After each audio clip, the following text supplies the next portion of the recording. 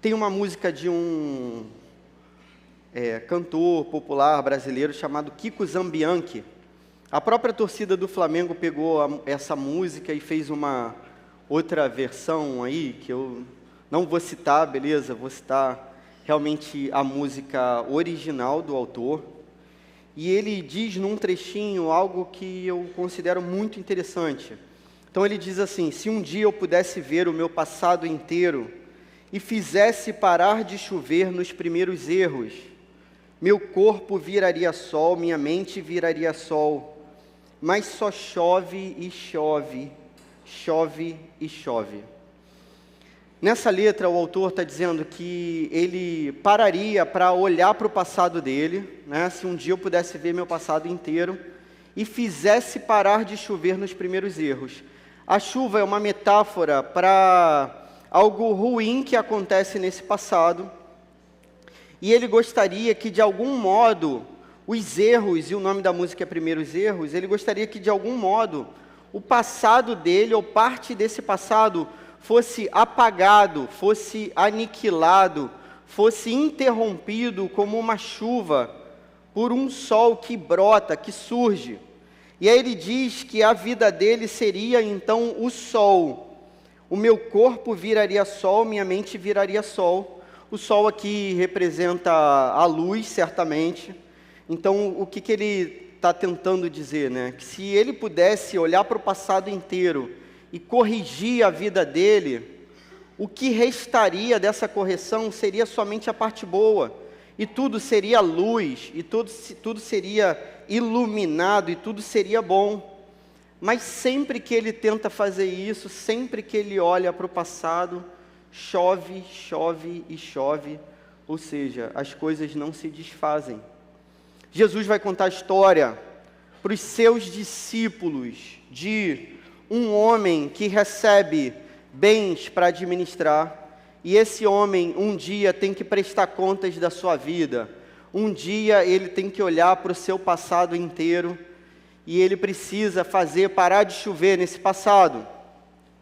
Esse homem olha para a vida e resolve mudar de vida, mudar de atitude, e ele, de modo totalmente determinado, entende que a sua vida está num limite importante em que ele tem que prestar contas daquilo que ele fez.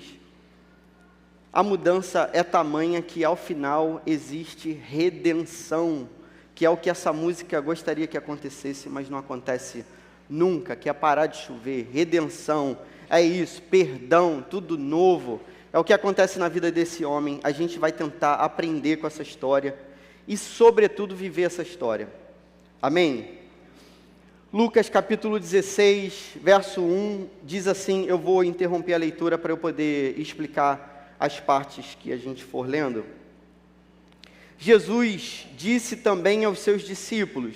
Então Jesus está contando agora uma parábola para os seus discípulos.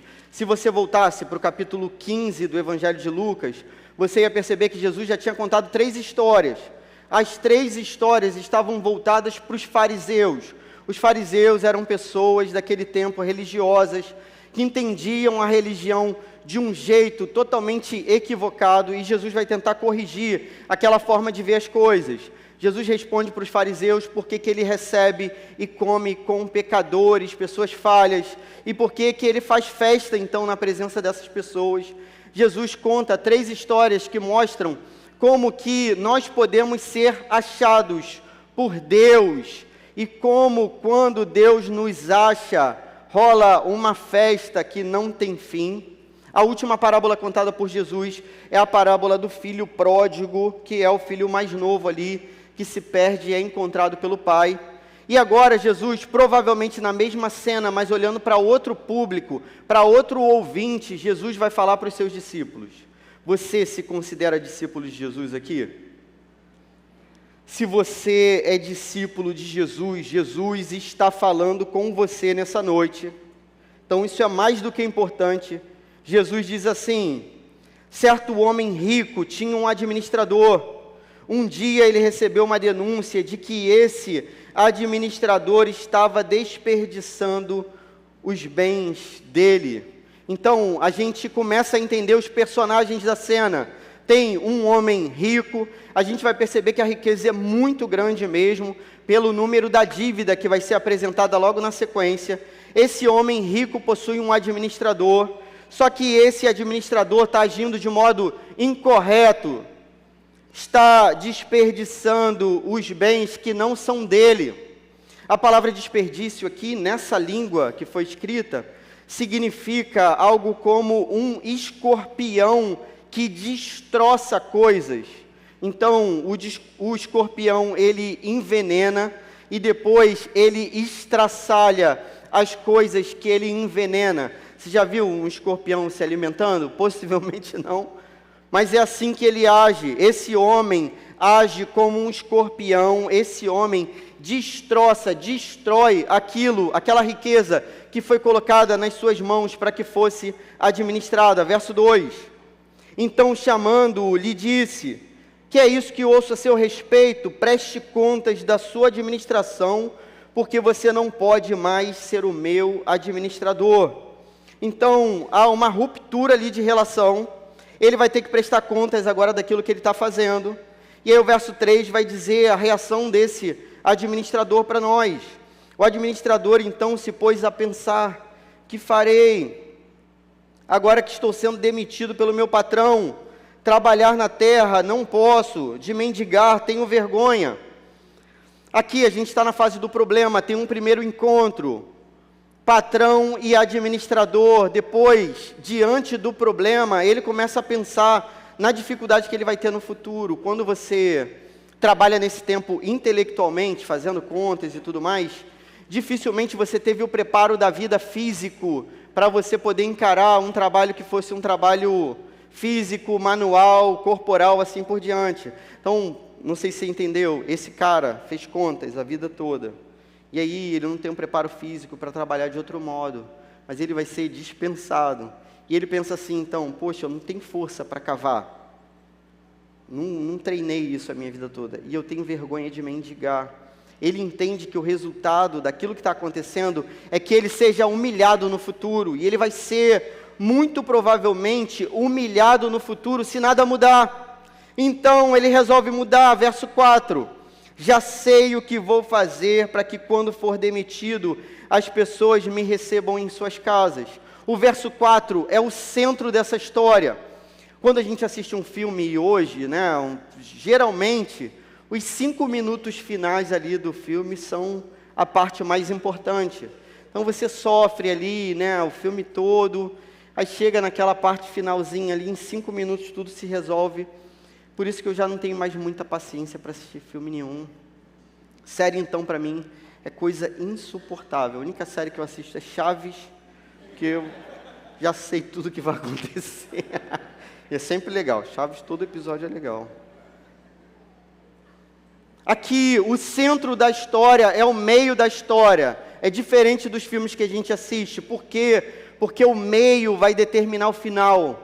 É o meio que vai trazer a estratégia de mudança. Então, antes que o final chegue, o meio é mais importante. O que é mais importante nesse texto é saber o que fazer para quando você se apresentar diante do Senhor, você ser recebido. Isso é o mais importante. Você sabe o que você vai fazer da sua vida para quando o Senhor pedir as contas daquilo que Ele depositou nas tuas mãos? Você sabe o que você vai fazer para apresentar essas contas para Ele? Não sei se você está entendendo, mas até agora tudo está falando de nós, tudo está falando de mim e de você. Esse administrador somos nós na parábola. Nós recebemos riquezas, nós recebemos tempo, nós recebemos vida, nós recebemos tudo o que não era nosso. E agora o Senhor nos avisa que nós devemos prestar contas do que recebemos. Eu acredito que no porvir a gente vai se assustar quando os cálculos e as contas forem apresentadas e a gente souber quanto dinheiro passou pela nossa mão. E a gente perceber quanto tempo a gente teve para usar para a glória do administrador, para a glória do Deus, né, que está acima do administrador, e a gente, como administrador ruim, não usou. Acredito que a gente vai se espantar com o número de pessoas que passaram pelas nossas vidas, e a gente falhou em levá-las para Cristo. O verso 4, ele é totalmente importante nesse texto, e há um modo poético para que isso aconteça. O verso 4 não está conectado a nada por conjunções. Então é assim, geralmente a língua se liga por conjunções, por conexões, por conectivos. O verso 4 é sem ligação. A gente chama isso poeticamente de assíndeto. O verso 4 é um verso que está acima de todos os outros, que está desligado de todos os outros. Os ouvintes de Jesus sabem disso. E agora eles estão na expectativa assim, poxa, essa pessoa sabe o que fazer, eu preciso saber o que fazer também. E a gente vai ver o que esse administrador fez, verso 5. Tendo chamado cada um dos devedores do seu patrão, perguntou ao primeiro, quanto você deve ao meu patrão? Ele respondeu, 100 barris de azeite. Então o administrador disse, pegue a sua conta, sente-se depressa e escreva 50. 100 barris de azeite, aproximadamente aqui, 3.000 litros de azeite. Você sabe quanto custa o azeite, não sabe? Sabe que, né, a história do azeite é um problema para nós.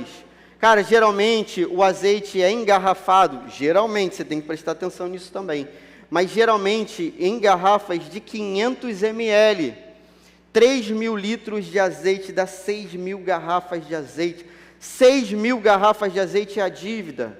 O dono, o senhor é muito rico e a dívida é muito grande também. O desconto é de 50%, esse desconto é magnífico. Alguns vão sugerir que provavelmente o administrador tirou parte do seu lucro aqui também, da sua comissão. Então o administrador perdeu alguma coisa nessa conta, mas certamente o Senhor perdeu também, porque o administrador julgou que o Senhor era rico em misericórdia, e ele se alegrava em ser bom, e que no final das contas esse plano vai dar certo. 50% de desconto, 3.000 litros de azeite se tornam 1.500. Outra conta vai ser colocada aqui, verso 7, depois perguntou ao outro, e você, quanto deve? Ele respondeu, 100 sacos de trigo. É difícil calcular aqui o saco, o tamanho, é calculado por líquido, etc. Provavelmente 6 toneladas. 6 toneladas de dívida. E agora a gente vai ver um outro desconto gigantesco.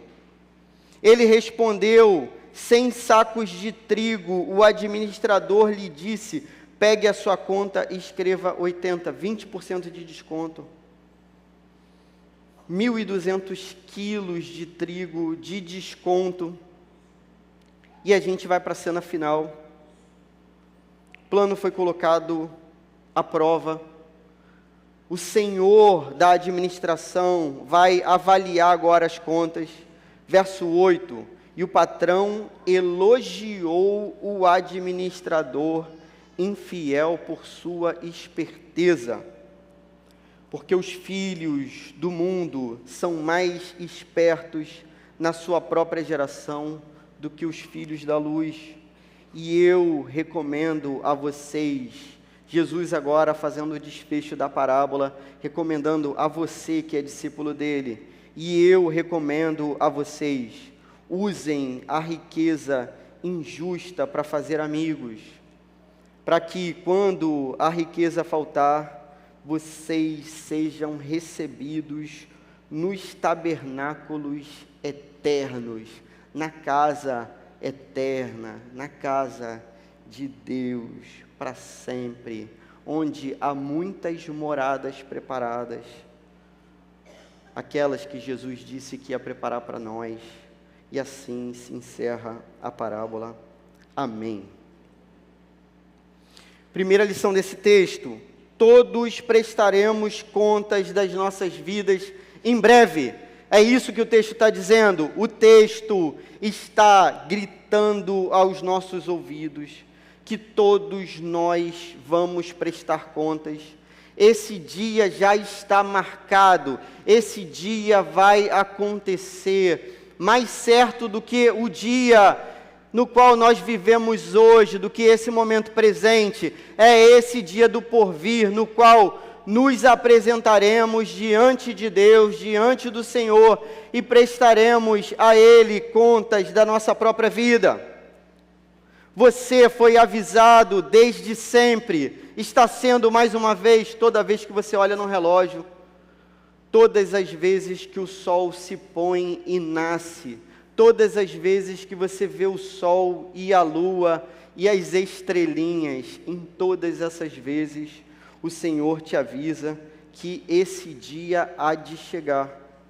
Essa assembleia que está aqui dificilmente se reunirá de modo inequívoco, igualzinho mais uma vez, porque cada culto é um culto, pessoas novas chegam, visitantes, outras saem. Muito provavelmente muitos de vocês escolheram esse culto por causa de um jogo de futebol. No entanto, a palavra de Deus nos garante que todos nós aqui nos reuniremos mais uma vez, nesse dia santo, em que olharemos para o nosso passado, para onde for chuva e para onde for sol, e prestaremos contas dos nossos erros diante de Deus. Tem um poema de um poeta inglês chamado John Donne.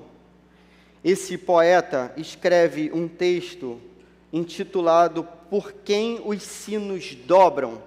E aí depois Ernest Hemingway, um outro escritor, escreve um romance, tem até filme, mas é preto e branco, coisa antiga. Geralmente os melhores são assim, beleza?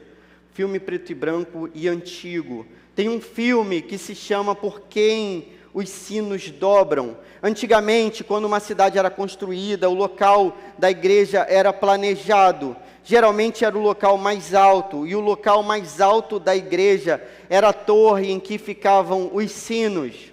Quando os sinos batiam, cada sino bate mais de uma vez. Geralmente os sinos eram posicionados em pares, e os sinos dobravam, eles tocavam dobrado muitas vezes. E cada vez que o sino tocava representava algo. John Donne está morrendo nesse tempo em que ele escreve esse poema. E ele morrendo se lembra que quando uma pessoa morre nessa cidade antiga, os sinos dobram pela vida da pessoa que morreu, pela vida que ela viveu, para homenagear aquele morto. E ele vai dizer que quando chegar o dia em que os sinos dobrarem pela sua própria vida, ele mesmo não vai escutar o sino tocando. E ele se pergunta então nesse poema, por quem que os sinos dobram, se eu não vou escutar os sinos tocarem? E ele responde ao final, os sinos tocam por vocês que estão vivos, os sinos tocam por vocês que vivem. Os sinos tocam para que quem está vivo lembre-se da morte e lembre-se que um dia há de olhar para o passado inteiro para prestar contas para Deus. Os sinos dobram como alerta de que em breve prestaremos contas da nossa vida, de cada centavo, de cada segundo, de cada oportunidade e de cada vida que passou pela nossa vida e pelas nossas mãos. Quem de nós está preparado para esse dia? A segunda lição desse texto é que diante dessa notícia, a nossa vida precisa mudar radicalmente.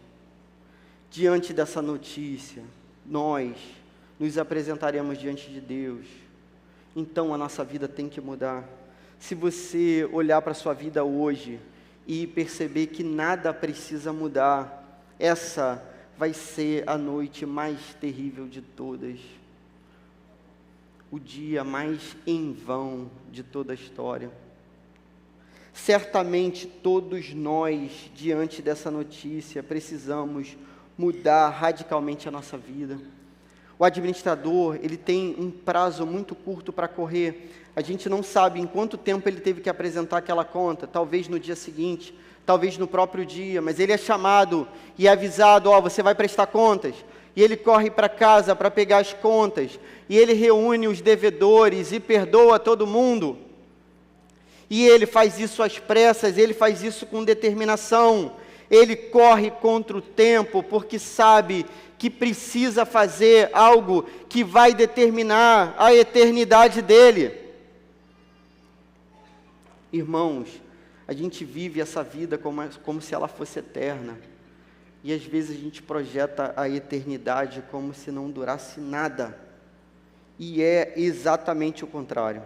Me lembro nas Olimpíadas, recentemente, na prova de 4x400 mista. Que prova é essa? 4 pessoas correm 400 metros, a prova é mista, você tem 2 homens e 2 mulheres correndo.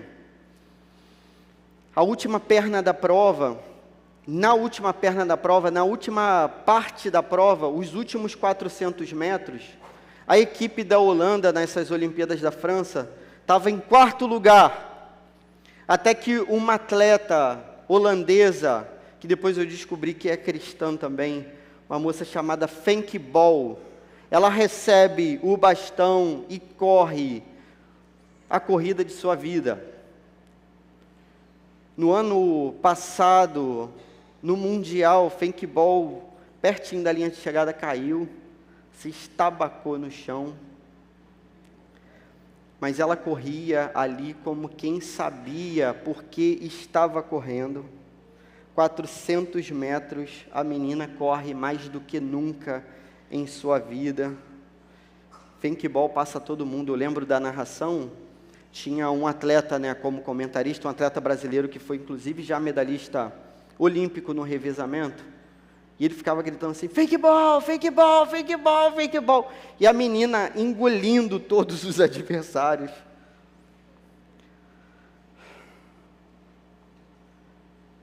Metade da corrida, reta final, 2/3 da prova, 3/4 da prova. Quem saberia dizer o que a gente está vivendo agora da nossa própria vida? Quem ousaria dizer o que a gente está vivendo agora da nossa própria vida?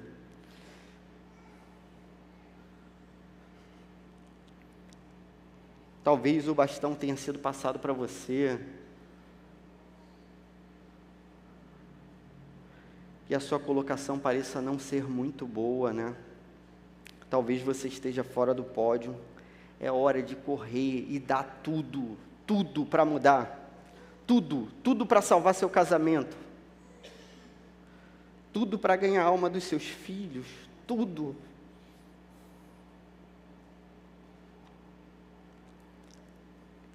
Tudo para viver como um crente de verdade. É hora de gastar tudo. Investir tudo, perder emprego, perder dinheiro, perder fama, perder o que for pela alma dos seus filhos, pela sua família, pelo seu casamento, pela sua vida com Deus. A última perna da corrida.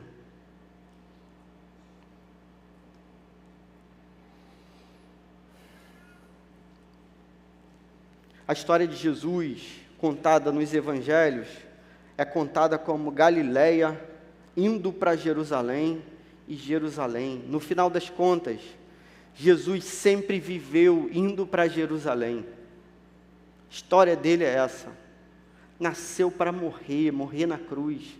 Fez isso resolutamente, de modo determinado, com toda a convicção. Caminhou para a morte. Viu o fruto do seu trabalho e se alegrou, é o que diz o profeta Isaías. Tendo sido torturado, viu o fruto do seu trabalho e se alegrou. Irmãos, a última perna da corrida está diante de nós, a gente tem que correr. Ainda que a nossa largada não tenha sido muito boa, a gente precisa correr, para fechar bem essa corrida que nos foi dada.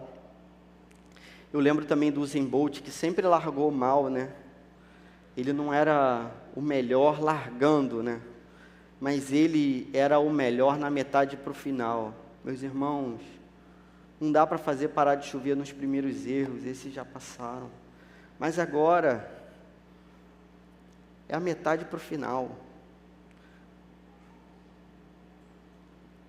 É possível escolher viver a vontade de Deus plenamente para a nossa vida hoje. Que aqui seja uma igreja de Usain Bolts e Fenk Balls, né? Daqueles que correram determinados para que a vida diante de Deus valesse a pena, para que a gente pudesse se apresentar diante de Deus. Terceira e última lição desse texto: todos precisamos de um plano para o porvir. Você tem um plano? É isso que o texto está dizendo, que é o mais importante, que é o verso 4. É o já sei, o que eu vou fazer para me apresentar diante de Deus. Qual o seu plano? Você tem um plano? Você precisa de um plano.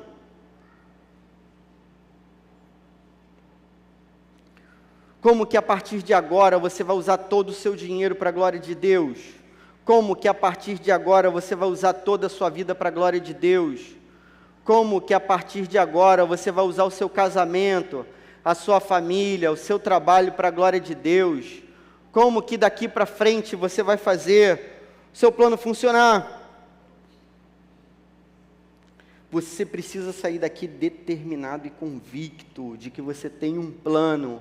Seu plano é administrar a sua vida, que não é sua, que foi entregue a você. Aqui somos todos administradores e mordomos de bens que não são nossos, mas que um dia a gente vai colocar diante de Deus e prestar contas para Ele. Que a gente consiga chegar nesse último dia, tendo perdido tudo para ganhar a vida eterna. Lembro da música do Cássio Barney, a música muito maneira, que dizia assim: Johnny, Johnny, a parábola de Jesus, nessa noite te pedirão a sua alma. A música ainda diz assim: Johnny, coitado, não sabe nem que tem uma alma. Irmãos, pisaremos a riqueza desse mundo, nós pisaremos essa riqueza. As ruas são de ouro no porvir, a sola dos nossos pés vai pisar a riqueza desse mundo. Quanto dinheiro você já perdeu? Quanto da sua honra você já perdeu? Quanto do seu tempo você já perdeu? Quanto daquilo que você valoriza você já perdeu para a glória de Cristo?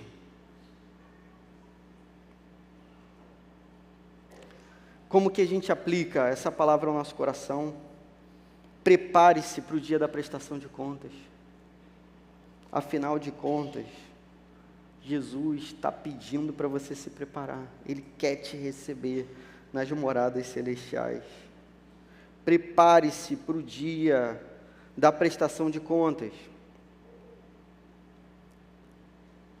Dedique a sua vida inteira para que seus amigos te recebam no céu. Irmãos, quando isso acabar, todo o dinheiro não vai valer nada.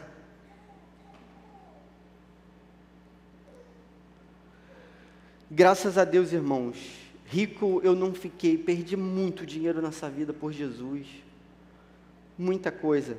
Eu me tornei sócio de uma pessoa que sabia a mesma coisa que eu, perder dinheiro para a glória de Jesus. Quantas vezes a gente perdeu, eu e meu sócio?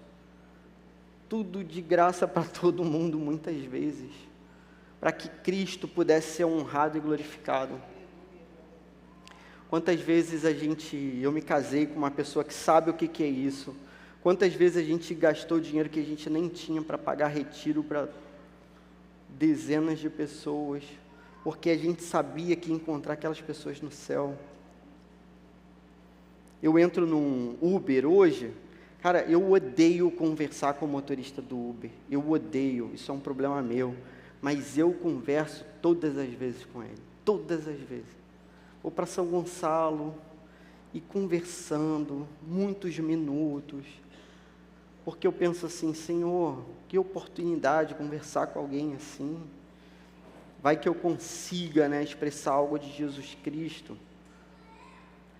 a nossa casa seja destruída para a glória de Jesus, usada, nosso sofá, nossa vida, nossa geladeira, tudo que a gente tem, nosso carro, nossa roupa.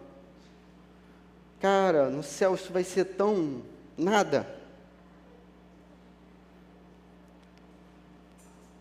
Assegure-se de que tudo o que você tem colocado diante de Deus, que é tudo o que Ele tem colocado diante de você, você tem depositado para que seus amigos recebam você na glória.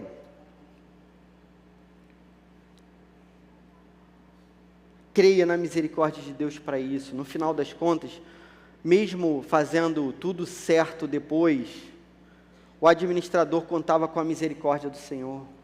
É a única coisa que a gente conta, com a misericórdia dEle. Por fim,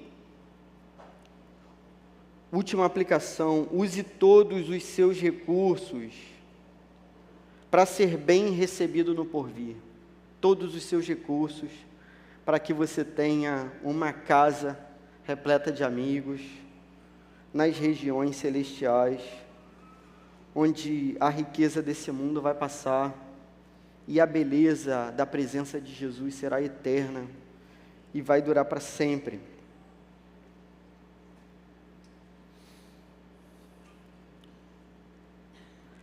Irmãos, nesse dia vai ser maravilhoso a gente saber quanto prejuízo a gente levou, quantas vezes a gente saiu na desvantagem, mas quantas vidas foram alcançadas, também através de nós pela obra de Jesus Cristo. Recentemente, eu me prejudiquei numa matéria que eu faço para ajudar um irmão, um amigo, que eu tenho bastante suspeita de que ele não se prejudicaria numa matéria por mim. E eu me prejudiquei para que eu pudesse servi-lo, ajudá-lo no momento em que ele prejudicava. Coloquei nas contas de Jesus Cristo. Cara, Jesus fez muito mais do que isso.